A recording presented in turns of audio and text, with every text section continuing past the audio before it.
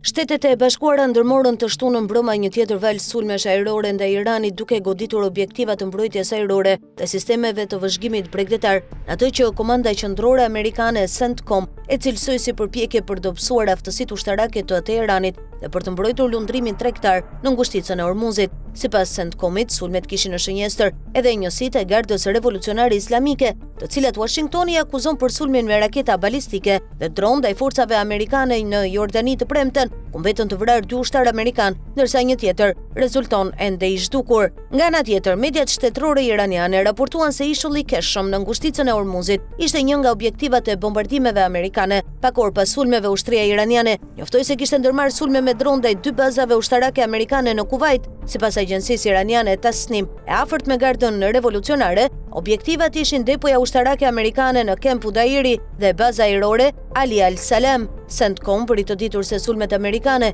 ishin të teta të radhazi kundër objektivave iraniane dhe synonin të dëmtonin më tej aftësinë e Iranit për të kërcënuar transportin detar në ngushticën e Hormuzit, si dhe të ndëshkonin shpejt forcat e Gardës Revolucionare që sulmuan ushtarët amerikanë në Jordani. Përshkallëzimi i fundit vjen pas dështimit të armpushimit paraprak mes Washingtonit dhe Teheranit. Marrëveshja e arritur në qershor për t'i dhënë fund konfliktit u rrëzua vetëm pak javë më vonë, pasi presidenti amerikan Donald Trump deklaroi më tetë korrik se ajo kishte marrë fund. Ndërkohë, SBA ka rikthyer bllokadën ndaj porteve iraniane, ndërsa Irani ka shpallur mbylljen e ngushticës së Hormuzit, duke rritur ndjeshëm tensionet në rajon dhe shqetësimet për sigurinë e një prej korridoreve më të rëndësishme të tregtisë globale të naftës. Sekretari amerikan i mbrojtjes Pete Hegseth reagoi pas vrasjes së 2 ushtarëve amerikan me një mesazh në rrjetin X: "Lavdi i heronjve, sakrifica e tyre vetëm se e forcon vendosmërinë tonë." Me vdekjen e 2 ushtarëve në Jordani, numri i viktimave amerikane në konflikt ka arritur në 16, pasi më herët gjatë javës u konfirmua edhe vdekja e një piloti të marinës amerikane